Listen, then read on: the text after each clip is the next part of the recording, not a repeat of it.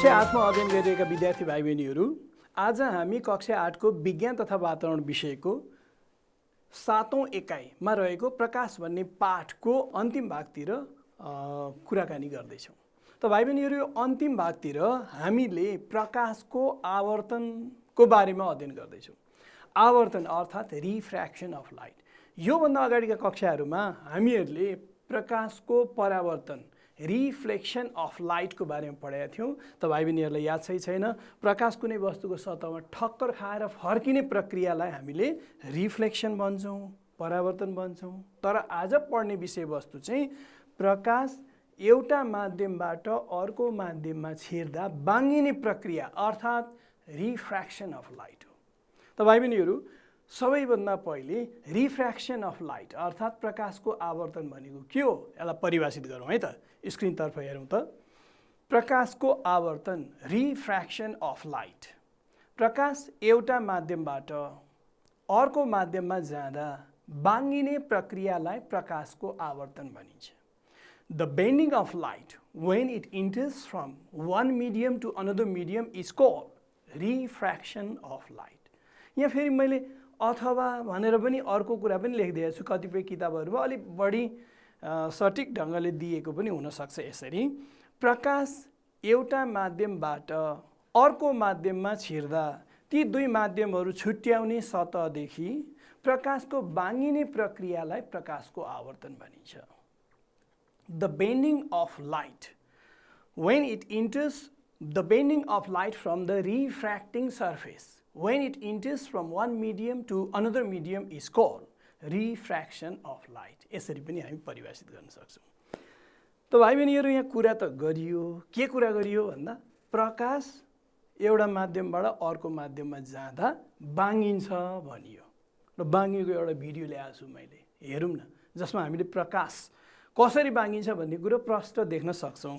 त भाइ बहिनीहरू, यो भिडियोतिर हेरौँ है त। त यो भाइ बहिनीहरू यहाँ हेर त, यो एउटा मानिसले प्रकाशलाई हावाबाट पानीमा पठाइरहेको छ। हावा एउटा माध्यम, पानी अर्को माध्यम, र बाङ्गिएर गएको देखियो नि त। प्रकाशको बाङ्गिने यो क्रियालाई हामी रिफ्र्याक्सन भन्छौँ। यसले विभिन्न एङ्गलमा बङ्ग्याएर देखाउँदैछ। यसो ध्यान दिएर हेऱ्यो भने झन् एङ्गल बढायो उसले, होइन? अब फेरि सोझो सिधा पनि पठाउँदैछ। प्रकाश सिधा लम्ब रूपले छिर्दा चाहिँ बाङ्गिँदैन नि, फेरि लम्बसँग केही कोण बनायो भनेदेखि चाहिँ यसरी बाङ्गिन्छ। त यो भिडियोबाट हामीले के देख्यौँ भने प्रकाश एउटा माध्यमबाट अर्को माध्यममा जाँदा बाङ्गिन्छ। यो बाङ्गिने प्रक्रियालाई हामी के भन्छौँ? प्रकाशको आवर्तन भन्दछौँ। त अब एउटा भिडियो हेरिसकेपछि यहाँनिर एउटा कुरा आयो क्या भाइ बहिनीहरू, के छ भने एउटा माध्यमबाट अर्को माध्यममा जाँदा बाङ्गिन्छ भनियो, अनि माध्यम चाहिँ भनेको के हो भन्ने कुरा अहिलेसम्म बताएकै छैन। त प्रकाशको माध्यम भन्नाले हामी के बुझ्छौँ त? यसलाई एकपटक परिभाषित गरौँ है त। प्रकाशको माध्यम भनेको जुन वस्तुबाट प्रकाश सजिलै छिरेर जान सक्छ त्यसलाई प्रकाशको माध्यम भनिन्छ। जुन वस्तुबाट प्रकाश सजिलै छिरेर जान सक्छ, the substances through which light can pass easily, यहाँ सजिलै भन्ने याद गरौँ है। the substances through which light can pass easily is called medium of light। भन्नुको मतलब यस्तो कस्तो चिजबाट सजिलै छिर्छ त? फेरि याद गरौँ, सजिलै भन्ने कुरालाई मैले फोकस गरिरहेको छु। प्रकाश सजिलैसँग हावाबाट छिरेर जान सक्छ, प्रकाश सजिलैसँग पानीबाट छिरेर जान सक्छ, प्रकाश सजिलैसँग काँचबाट छिरेर जान सक्छ। यी तीनटा कुरो याद गरौँ, हावा, पानी, काँच, एयर, वाटर एन्ड ग्लास। यी तीनवटा चिजहरूबाट प्रकाश अत्यन्तै सजिलै तरिकाले छिरेर जान सक्छ। यदेखि बाहेक पनि अरू पनि छन् केही चिजहरू जसबाट प्रकाश सजिलैसँग छिरेर जान सक्छ, तर हामीले यी तीनवटाको विषयमा बारम्बार अध्ययन गरिरहनुपर्छ। यिनीहरूलाई प्रकाशको माध्यम भनिन्छ। अब प्रकाशको माध्यमलाई पनि दुई किसिमको भनेर यसलाई विभाजन गरिएको छ अथवा वर्गीकरण गरिएको छ।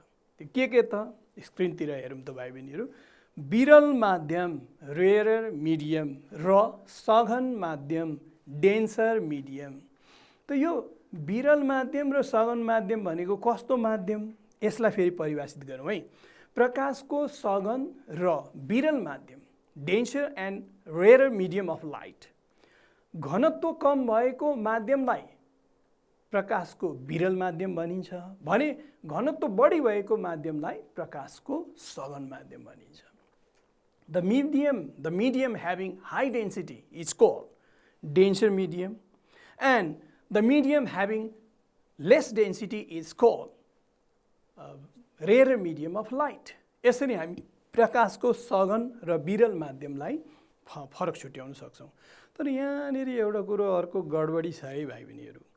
हावाको तुलनामा पानी सघन माध्यम हो, तर त्यही पानी फेरि विरल माध्यम हो यदि हामी पानीलाई काँचसँग तुलना गर्छौँ भनेदेखि। पानी विरल हुन्छ काँचसँग तुलना गर्दा, पानी सघन हुन्छ हावासँग तुलना गर्दा। यसको मतलब सघन र विरल माध्यम भनेको त यो रिलेटिभ टर्म्स रहेछ, एकअर्कासँग तुलना गर्दाखेरि मात्र थाहा पाइने टर्म। त यसरी सघन माध्यम र विरल माध्यमको विषयमा सिद्धिएपछि एउटा कुरा आउँछ नि दिमागमा, के आउन सक्छ भने ठिक छ प्रकाश एउटा माध्यमबाट अर्को माध्यममा जाँदा बाङ्गिँदो रहेछ, भिडियो पनि देखियो। किन? कारण के रहेछ त? प्रकाश किन बाङ्गिन्छ? यसको कारण बताउन गइरहेको छु भाइ बहिनीहरू। यहाँ हेरौँ त एकपटक। प्रकाश एउटा माध्यमबाट अर्को माध्यममा छिर्दा किन र कसरी बाङ्गिन्छ? बाङ्गिनु भनेको मतलब सुइँका सुई घुम्ने त होइन होला। किन र कसरी भन्ने क्वेसन कतै हुन्छ भने हामी यसरी उत्तर दिन सक्छौँ। त भाइ बहिनी हेरौँ त। प्रकाश एउटा माध्यमबाट अर्को माध्यममा छिर्दा यसको गतिमा परिवर्तन आउँछ। When light enters from one medium to another medium, its velocity changes. जसले गर्दा प्रकाशको दिशा परिवर्तन हुन्छ अर्थात् बाङ्गिन्छ। Due to this reason, its velocity changes, its direction changes and it bends. यदि प्रकाशको गति घट्छ भने यो लम्बतिर बाङ्गिन्छ। याद गरौँ है, प्रकाशको गति यदि घटेर गयो लम्बतिर बाङ्गिन्छ, तर गति बढ्छ भने लम्बदेखि टाढा बाङ्गिन्छ। When velocity of light decreases in a medium, then it bends towards normal, and if its velocity increases in the medium, then it bends away from the normal. यसरी प्रकाश चाहिँ एउटा माध्यमबाट अर्को माध्यममा छिर्दाखेरि गतिमा परिवर्तन भएको कारणले बाङ्गिँदो रहेछ भन्ने कुरा हामीले स्पष्टसँग बुझ्यौँ। अब हामीले गफ चाहिँ धेरै गरिसक्यौँ।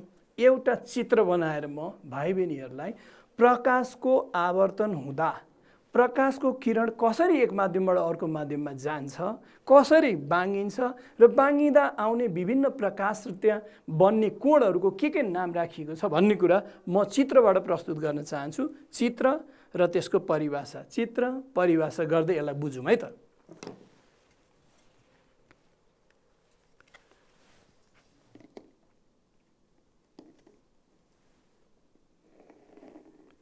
यो एउटा ग्लास स्ल्याब मैले बनाउन खोजेँ। यो एउटा ग्लास स्ल्याब काँचले बनेको, त्यसैले यसको नामै त ग्लास स्ल्याब भयो। यो ग्लास स्ल्याबलाई म देखाइहाल्छु है त, हेरिहालौँ। यो ग्लास स्ल्याब यो कस्तो हुन्छ भन्दाखेरि यो एकदम कत्रो आकारको होला भन्ने लाग्ला। यो हो ग्लास स्ल्याब। यो अब यस्तो अलिकति ठुलो पनि हुनसक्छ, योभन्दा अलिक सेक ठुलो हुनसक्छ, तर अत्यन्तै ठुलो हुँदैन। यो ग्लास स्ल्याब हो। अहिले यसबारे हामी प्रयोग पनि गर्दैछौँ। अब यो ग्लास स्ल्याबबाट प्रकाशको आवर्तन कसरी हुन्छ भन्ने प्रश्न आयो भने हामी यसरी चित्र खिचेर देखाउन सक्छौँ। त यहाँ हेरौँ त, यो ग्लास स्ल्याबमा एउटा प्रकाशको किरण मैले लिएर आएँ। यहाँ एउटा प्रकाशको किरण मैले तानेँ। यो एउटा प्रकाशको किरण। अब यो प्रकाशको किरणलाई मैले नाम दिएँ, यो के आइओ। ओ भनेको यो बिन्दु हो। अब यसलाई हामी भन्छौँ आपतित किरण। यो दिशामा आपतित किरण आइरहेको छ। त यसलाई हामीले परिभाषित गर्नु पर्यो। कसरी गरिन्छ हेरौँ त भाइ बहिनीहरू। यहाँ आवर्तनका विभिन्न पदहरू, different terms of refraction of light. Number 1 आपतित किरण। प्रकाश एउटा माध्यमबाट अर्को माध्यममा छिर्दा, हाम्रो यो हावाबाट काँचमा छिर्दैछ नि, एउटा माध्यमबाट अर्को माध्यममा छिर्दा पहिलो माध्यममा रहेको प्रकाशको किरणलाई आपतित किरण भनिन्छ। When light enters from one medium to another medium, the ray of light present in the first medium is called incident ray. अहिले मैले incident ray खिचेँ। अब फेरि चित्रतिर जाउँ त, यो चित्रमा हेरौँ त, यो बिन्दु यो ओ भनेर लेखिएको छ नि, यसलाई हामी पोइन्ट अफ इन्सिडेन्स भन्छौँ, पोइन्ट अफ इन्सिडेन्स। अब यसलाई परिभाषित गरौँ है त, फेरि हामी यो परिभाषातिर हेरौँ। पोइन्ट अफ इन्सिडेन्स, प्रकाश एक माध्यमबाट अर्को माध्यममा जाँदा दुई माध्यमहरूलाई छुट्याउने सतहको जुन बिन्दुमा आपतित किरण इन्सिडेन्ट रे ठोक्किन्छ त्यो बिन्दुलाई पोइन्ट अफ इन्सिडेन्स भनिन्छ। भन्नाले यो एउटा पोइन्ट हो। When light enters from one medium to another medium, that particular point on the refracting surface is called point of incidence at which incident ray strikes. यसरी हामी point of incidence लाई परिभाषित गर्न सक्छौँ। अब फेरि म अर्को पदबारे फेरि चित्रतिर लग्दैछु। हेर त भाइ बहिनीहरू, यो पोइन्टमा मैले एउटा प्रकाशको किरणको सट्टा एउटा ठाडो रेखा खिचेँ। यो ठाडो रेखालाई मैले यहाँ N1 र N2 लेख्दैछु। यो 90 डिग्रीको कोण बनाएको छ यो सतहसँग। यसलाई भन्छौँ हामी लम्ब, नर्मल। अब यो N1 N2 चाहिँ के हो? नर्मल हो। नर्मल भनेको के हो? यसलाई परिभाषित गरौँ है त। नर्मल, लम्ब, दुई माध्यमलाई छुट्याउने सतहसँग 90 डिग्रीको कोण बन्ने गरी पोइन्ट अफ इन्सिडेन्सबाट खिचिएको रेखालाई लम्ब भनिन्छ। A vertical अथवा perpendicular line drawn at the point of incidence is called normal. यसरी हामी नर्मललाई परिभाषित गर्न सक्छौँ। त अब हामी अरू टर्मतिर जाउँ है। यहाँ हेरौँ त, यो प्रकाशको किरण हावाबाट काँचमा आइरहेको छ। अब यो सिधा जान्छ त? जाँदैन। अघि नै थाहा भइसक्यो यो बाङ्गिन्छ भनेर त सुरुदेखि नै हामी भनिरहेछौँ नि, एउटा माध्यमबाट अर्को माध्यममा जाँदा। यो बाङ्गिएको देखाएँ है मैले, यी यसरी बाङ्गिन्छ, यसरी बाङ्गियो, बाङ्गिएर गयो। यो किरणको पनि मैले नाम राखेँ। एउटा छेउ ओ छ, यो छेउलाई मैले आर भनेर नाम राखिदिएँ। भनेपछि ओआर भन्ने प्रकाशको किरणलाई हामी आवर्तित किरण, रिफ्र्याक्टेड रे भन्छौँ। अब यो रिफ्र्याक्टेड रेलाई यसरी परिभाषित गरिन्छ। हेरौँ त, आवर्तित किरण, प्रकाश एउटा माध्यमबाट अर्को माध्यममा छिर्दा दोस्रो माध्यममा आउने प्रकाशको किरणलाई आवर्तित किरण, रिफ्र्याक्टेड रे भनिन्छ। When light enters from one medium to another medium, the light ray obtained in the second medium is called refracted ray of light. यो रिफ्र्याक्टेड रे पनि बुझियो अथवा आवर्तित किरण पनि बुझियो। फेरि हामी चाहिँ चित्रमै फर्क्यौँ है त। यहाँनेरि एउटा कोण बनेको छ।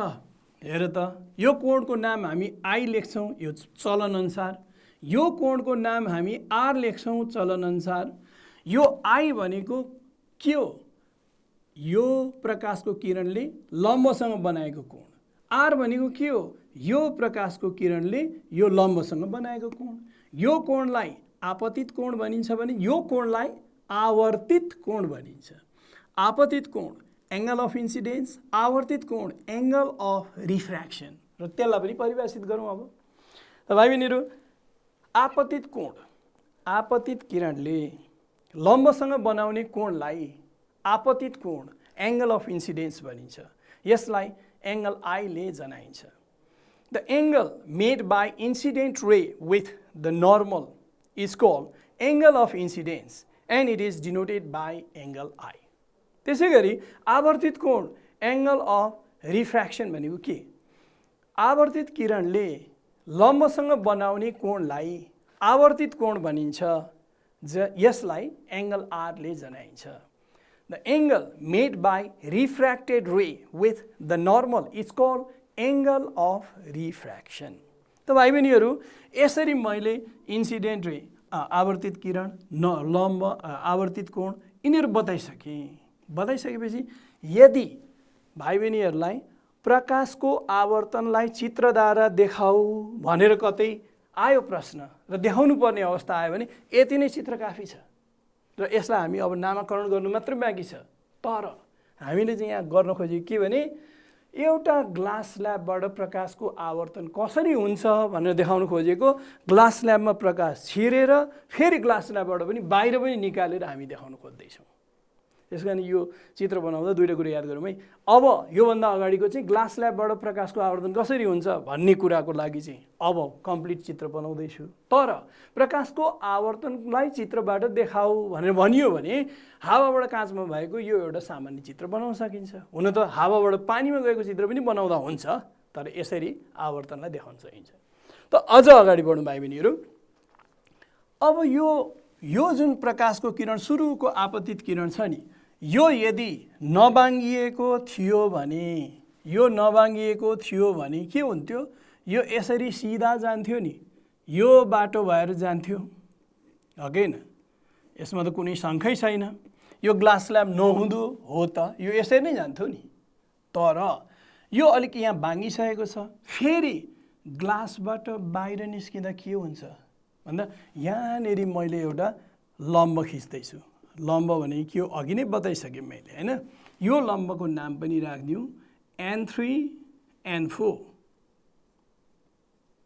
अब फेरि विरल माध्यमबाट सघन माध्यमसित यो लम्बतिर मोडियो थियो नि, अब टाढा बाङ्गिन्छ है। यसरी बाङ्गिएर जान्छ, यसरी बाङ्गिएर जान्छ। त यसरी बाङ्गिएर जाँदा यो प्रकाशको किरणको नाम लेख्नुपर्ने R यहाँ छँदैछ, यहाँ R' भनिदिउँ। अब प्रकाशले आफ्नो बाटो फेर्यो नि, यो बाटो जानुपर्ने, तर यसरी अर्को बाटो गयो। यो जुन दूरीसम्म यो पर भएर गयो यसलाई हामी स्थानान्तरण भन्छौँ, ल्याटरल स्थानान्तरण, ल्याटरल डिस्प्लेसमेन्ट भन्छौँ। त यो सबै कुरालाई हामीले चित्र बनाएर देखाउनु पर्यो भने यस्तो खालको चित्र बनाउनु पर्छ। हेर त भाइ बहिनीहरू, यसरी मैले अलि रङ्गीन बनाएर भाइ बहिनीलाई प्रष्ट होस् भनेर चित्र बनाएर ल्याएको छु। त यहाँ हेरौँ, IO आपतित किरण, एङ्गल इन्सिडेन्ट रे, OR आवर्तित किरण, रिफ्र्याक्टेड रे, र RR' यो फेरि ग्लास स्ल्याबबाट पनि बाहिर निस्किएको किरणलाई इमर्जेन्ट रे भनिन्छ। RR' इमर्जेन्ट रे हो।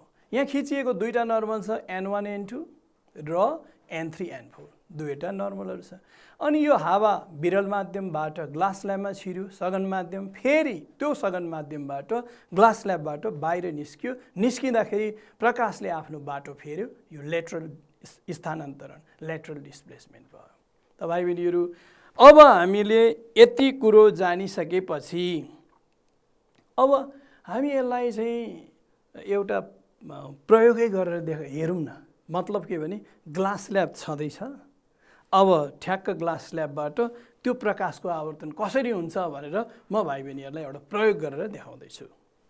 सबैभन्दा पहिले एउटा कागज राख्ने, कागजलाई एउटा काठको बोर्डमा राख्नुपर्छ र यो कागज नसरोस् भन्नुको लागि चारैतिर हामी थम्बपिनले यसलाई गाड्न सक्छौँ र फिक्स गर्न सक्छौँ।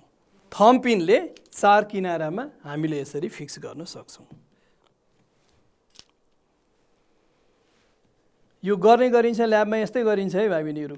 यो के भनेदेखि हल्लिन सक्छ, हल्लियो भनेदेखि हाम्रो प्रयोग सफल नहुन सक्छ। त्यस कारणले गर्दा हामी थम्बपिनलाई युज गरेर यसरी गर्छौँ।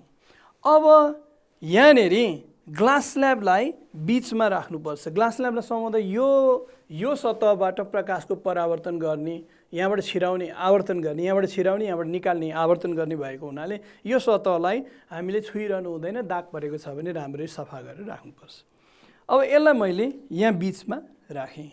बिचमा राखिसकेपछि अब यसको किनारा भाइ बहिनीहरूले चाहिँ उसले खिच्ने हो, पेन्सिलले खिच्ने हो। तर मैले यहाँ टिभीको स्क्रिनमा राम्ररी देखियोस् भन्नको लागि मैले यहाँ मार्कर पेन प्रयोग गर्दैछु। यसको किनारा खिच्ने होसियारी साथ खिच्नुपर्छ, गलत खिच्नु हुँदैन। बाङ्गो टेढो नराम्रो हुने गरी खिचेमा भरे आफैलाई समस्या आउँछ, कुन प्रकाशको किरण कहाँसम्म कसरी पुग्यो थाहा हुँदैन। त यसरी खिचेँ। अब यसलाई किनारा मिलाउँदैछु है म। अब भाइ बहिनीहरूले रुलर युज गरेर राम्रै किनारा मिलाए पनि भयो। हामीले पनि यहाँ रुलर युज गरेर किनारा मिलाएर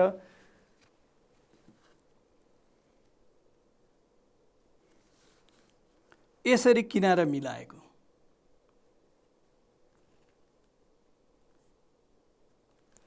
अब यति गरिसकेपछि अझै म ग्लास स्ल्याब यहाँ राख्दिनँ। यहाँ एउटा आपतित किरण म खिच्दैछु। ग्लास स्ल्याबमा आपतित किरण म खिच्दैछु। हेरौँ है, यहाँबाट एउटा आपतित किरण खिचेँ। यो आपतित किरणको दिशा यो छ। अब यहाँनिर फेरि एउटा नर्मल पनि खिच्छु है, अघि मैले सिकाएको जस्तै गरेर फेरि नर्मल खिच्दैछु यहाँ।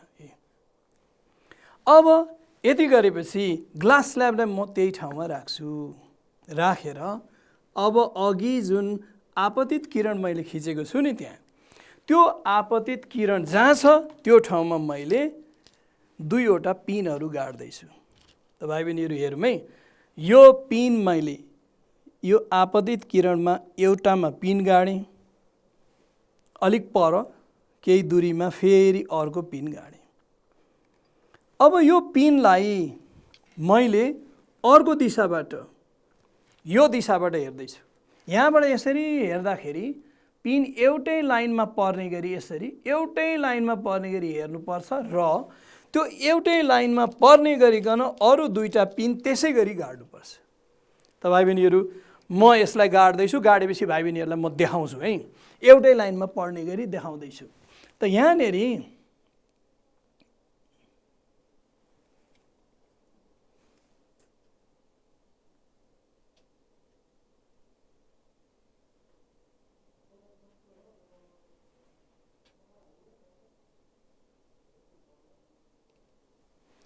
एउटा बिन्दु सेलेक्ट भयो।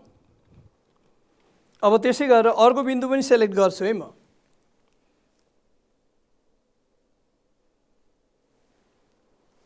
अर्को बिन्दु पनि सेलेक्ट भयो। अब यसरी चारवटा पिनहरू यताबाट हेर्दा पनि एउटै लाइनमा पर्छ, उताबाट हेर्दा पनि एउटै लाइनमा पर्छ। एउटै लाइनमा पर्ने गरी राख्नुको मतलब के हो भने नि, त्यो पिन भएर आएको प्रकाशको किरण यहाँ ग्लास स्ल्याबमा छिरेर त्यही प्रकाशको किरण ग्लास स्ल्याबबाट बाहिर गएको छ। चारवटा पिन एउटै रेखामा छन्, एउटै प्रकाशको एउटै रेखामा पर्दछन्, एउटै प्रकाशको किरणलाई तिनीहरूले रिप्रेजेन्ट गर्छन् भन्ने अर्थ लिएको हो। अब म यो चाहिँ बोर्डमा टाँसेर यसलाई कम्प्लिट गर्दैछु। भाइ बहिनीहरू पिन राखेको ठाउँलाई म चिन्ह लाउँदैछु। यो एउटा चिन्ह लाएँ, यो दोस्रो चिन्ह लाएँ। अब अरू त त्यहाँ पिन राखेको ठाउँमा लाइनै भएको हुनाले चिन्ह लाए पनि नलाए पनि अर्थ भएन। अब ग्लास स्ल्याबलाई मैले हटाइदिएँ। अब यसलाई म बोर्डमा टाँस्दैछु र यसलाई कम्प्लिट गर्दैछु। भाइ बहिनीहरूलाई प्रश्न हुनुको लागि मैले बोर्डमा टाँस्न खोजेको।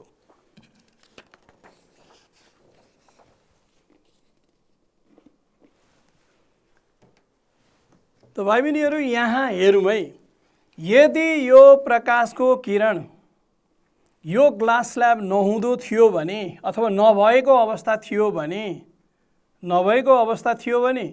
प्रकाशको किरण सिधै जान्थ्यो हैन। यो प्रकाशको किरण यसरी सिधा जान्थ्यो,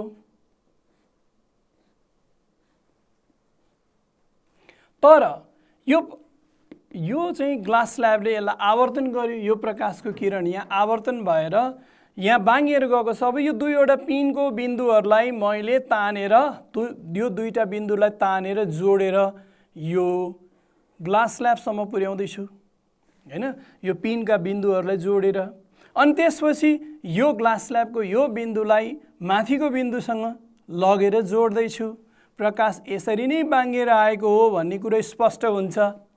प्रकाश यहाँबाट छिर्यो, यहाँ यसरी आवर्तन भयो, त्यसपछि यहाँबाट यसरी बाहिर गयो, यसरी बुझिन्छ हैन त भाइ बहिनीहरू।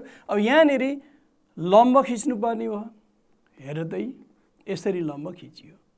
अनि अघि नै मैले भनेको थिएँ नि, यो आइओ लेख्यौँ, आइओ आपतित किरण, अनि N1 N2 यो चाहिँ एउटा नर्मल भयो, अनि यो N3 N4 अर्को नर्मल भयो, अनि यो O र R सम्म यो OR चाहिँ के भयो, आवर्तित किरण भयो। अनि R र R' के भयो, यो इमर्जेन्ट किरण भयो। अनि यो चाहिँ जुन डिस्प्लेसमेन्ट छ स्थानान्तरण, यसलाई हामी लेटरल डिस्प्लेसमेन्ट भन्छौँ। अब यसलाई चित्रबाट प्रस्तुत गर्नु पर्यो भने यसरी प्रस्तुत गर्न सकिन्छ भनेर अघि नै हामीले जानिसकेका छौँ भाइ बहिनीहरू, याद गरेको छौँ। अघि मैले देखाएको थिएँ नि, यसरी चित्रबाट प्रस्तुत गरिन्छ। अब यसलाई हामीले चित्रबाट प्रस्तुत गर्न पनि जानिसकेका छौँ। अब यो सबै कुराहरूको नतिजा के, आवर्तनका के नियमहरू यसबाट निस्किन्छ है। ल त्यसलाई हेरौँ त। प्रकाशले आवर्तन हुँदा पालना गर्ने नियम के रहेछ हेरौँ है। आपतित किरण, आवर्तित किरण र लम्ब एउटै समतल सतहको एउटै बिन्दुमा पर्दछन्। यो यहाँ हेर्नु त, चित्रमा भिडाएर हेरौँ त। आपतित किरण, आवर्तित किरण र लम्ब एउटै समतल सतहको एउटै बिन्दुमा पर्दछन्। Incident ray, refracted ray and normal at the point of incidence all lie on the same plane. यहाँ हेरौँ त, यो इन्सिडेन्ट रे, आपतित किरण, यो आवर्तित किरण, आपतित किरण, आवर्तित किरण र यो लम्ब एउटै समतल सतह कहाँ, यो के अरे ग्लास स्ल्याबको यो सतहको एउटै बिन्दु ओमा परेको छ हैन। दोस्रो, प्रकाश विरल माध्यमबाट सघन माध्यममा कुनै कोण बनाएर छिर्दा लम्बतिर बाङ्गिन्छ। When light enters from rarer to denser medium, it bends towards normal. हेर त, यो हावा भनेको विरल माध्यमबाट, काँच भनेको यो सघन माध्यममा प्रकाश छिर्दा यो सिधा जानुको सट्टा लम्बतिर मोडिएर यसरी गएको छ नि, लम्बतिर मोडिन्छ। दोस्रो पोइन्ट। तेस्रो हेर त, प्रकाश सघन माध्यमबाट विरल माध्यममा जाँदा कुनै कोण बनाएर छिर्यो भने लम्बदेखि टाढा बाङ्गिन्छ।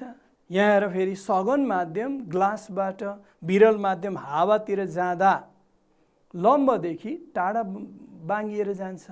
When light enters from denser to rarer medium with certain angle, with certain angle भन्नुको मतलब चाहिँ लम्ब भएर गएको होइन भन्न खोजिएको। With certain angle, then it bends away from normal.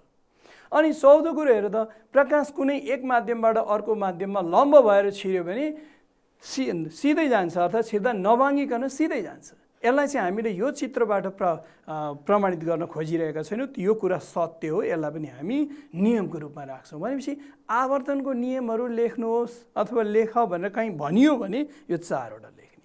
तपाईँ पनि फेरि कन्फ्युज नहुने, 3वटा नियमहरू किताबमा दिएको छ, जसमा यो 2 नम्बर र 3 नम्बरमा एकै ठाउँमा राखिएको हुनाले गर्दा भाइ बहिनीहरूलाई कन्फ्युज हुनसक्छ। एकै ठाउँमा लेख्यो भने 3वटा भयो, एकै ठाउँमा लेखिएन भने 4वटा यो नियमहरू हामी आवर्तनको नियम भनेर लेख्न सक्छौँ। त यो कुरा हामीले सक्यौँ। अब हामीले यो आवर्तनको नियम चाहिँ हाम्रो दैनिक जीवनमा कता कता के गतिविधिमा देखा पर्छ कि आवर्तनको कारणले के चिजहरू घटनाहरू देखिन्छ।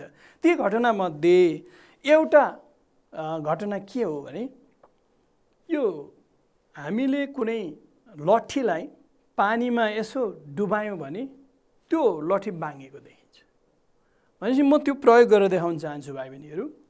अब यो लट्ठीको सट्टा मैले यहाँ साइन पेन लिएको छु। हेर त, यो साइन पेनलाई मैले यहाँ पानीमा डुबाउँदाखेरि यहाँबाट हेर्नुपर्छ है। हेर्दाखेरि चाहिँ यो माथिबाट हेर्ने चिज हो। माथिबाट हेर्दा हेर त, जहाँनेरि डुबाइएको छ जुन पानीको सतहदेखि यो त स्वाट्ट बाङ्गिएको जस्तो देखिन्छ, देखिँदैन त? के यो साइन पेन पानीभित्र बाङ्गिने, बाहिर आउँदा सोझिने हो र?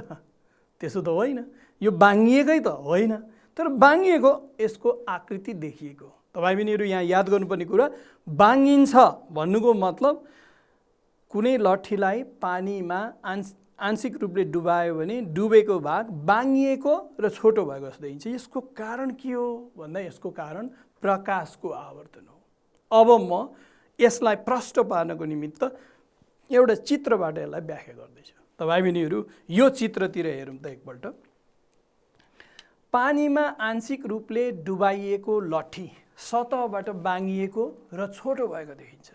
यहाँ विचार गरौँ न, यो लट्ठीको लम्बाइ XOY हो, तर यो O बिन्दुदेखि बाङ्गिएर XOY' भएर बाङ्गिएको र छोटिएको देखियो। यसको कारण के हो भनेर कसैले प्रश्न गर्छ र भने हामीले यसको वैज्ञानिक कारण यसरी व्याख्या गर्न सक्छौँ।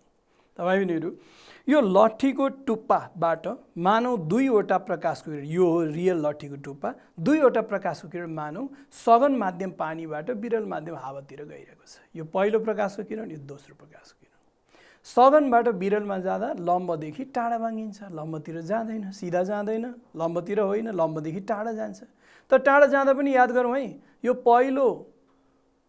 पहिलो आपतित कोणको मान कम छ, त्यसैले गर्दा यहाँ आवर्तितको कोणको मान पनि कमै छ। तर दोस्रोमा आपतित कोणको मान बढेको हुनाले गर्दा आवर्तित कोणको मान पनि बढेरै जान्छ। त्यसैले यो समानान्तर भएर जाँदै बराबर भाँगिएको भएदेखि त समानान्तर भएर गइहाल्थ्यो नि। यो कम भाँगिन्छ, यो धेरै भाँगिन्छ, किन आपतित कोणको मान यहाँ बढी छ भनेपछि यो प्रकाशको किरण फाटेर गयो नि त, एकअर्कादेखि पर छरिएर गयो नि। यसरी छरिएर गएको प्रकाशको किरण यहाँ त मिल्दैन, कुनै ठाउँमा आपसमा काटिँदैन, आकृति त नबन्ने भयो।